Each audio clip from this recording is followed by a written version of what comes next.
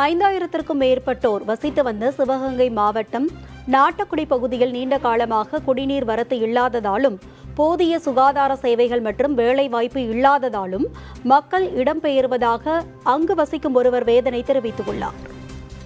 சிவகங்கையிலேருந்து ஒரு 15 கிலோமீட்டரில் ஒரு சின்ன ஒரு குக்கிராமம் தான்.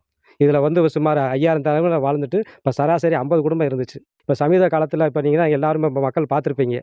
இந்த கழுத்தை கொடூரமாக அறுத்து யாரும் செய்ய முடியாத ஒரு மனிதனாக பிறந்து தான் கழுத்தை தானே அறுத்த மாதிரி அவங்க கழுத்தை அறுத்து காவல்துறையை ரொம்ப கஷ்டப்பட்டு தேட விட்டு அங்கே போய் ஒரு இடத்துல வச்சு கண்டுபிடிச்சதாக செய்தி வந்துச்சு.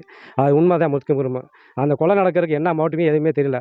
இறந்தவர் மிக சராசரியான ஒரு கூலி வளர்க்குற விவசாயி தொழிலாளி. அதனால் அவங்க குடும்பமும் இப்போ வாழ்வாரம் ரொம்ப கீழே போயிருச்சு. ஒன்றும் கேள்வி இல்லாமல் போயிடுச்சு. இதை அச்சத்தை பயந்துக்கிட்டு ஒரு பொதுமக்கள் எல்லாரும் அப்படி அப்படியே ஊரை விட்டு வெளியேறிட்டாங்க. இதுதான் ரியாலிட்டி இன்றைக்கி உண்மை நடக்குது. இப்போ இது வரைக்கும் அன்னைக்கு கொலை நடந்தாலும் இது வரைக்கும் பொதுமக்கள் இங்கே தங்கலை. ரியாலிட்டி தான் உண்மை எல்லாமே வந்திருக்கு. அதனால் பொதுமக்கள் தங்காதனால காவல்துறை அன்னைக்கு கொலை நடந்தது இன்றைக்கி நேற்று காலையில் அதிகாலை 7 மணி வரையும் காவல் பந்தோபஸ்து இரவு பகலாக 24 நேரம் காவல் பணியாளர் இருந்தாங்க.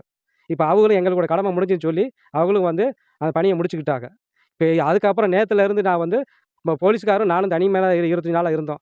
இப்போ நேற்றுலேருந்து நான் இன்றைக்கி வரைக்கும் போலீஸ்கார் போனதுலேருந்து இப்போ கண்டினியூட்டாக நான் தனியாக தான் அந்த ஊரில் வசிச்சுக்கு வரேன். அரசு எங்களுக்கு மற்ற பக்கத்தில் உள்ள படமாத்தூர் உள்ள கிராமத்தில் மாதிரி எங்களுக்கு வசதியை ஏற்பாடு பண்ணி கொடுத்து அந்த பஞ்சாயத்து எப்படி நடவடிக்கை தெரிகிற மாதிரி நடக்குதோ அதே மாதிரி எங்கள் பஞ்சாயத்து மீக்க கொடுத்து எங்களுக்கு வாழ்வாரத்தை மேலே கொண்டு வரணும். அதுக்கு அடிப்படை குடிநீர், அதுக்கப்புறம் விவசாயத்துக்கு கருவிகள் பயன்படுத்தணும். எங்களுக்கு வானம் பார்த்த பூமி தான். மாற்று ஏற்பாடாக குடும்பத்துக்கு 2 பால் மாடு கொடுக்கணும்.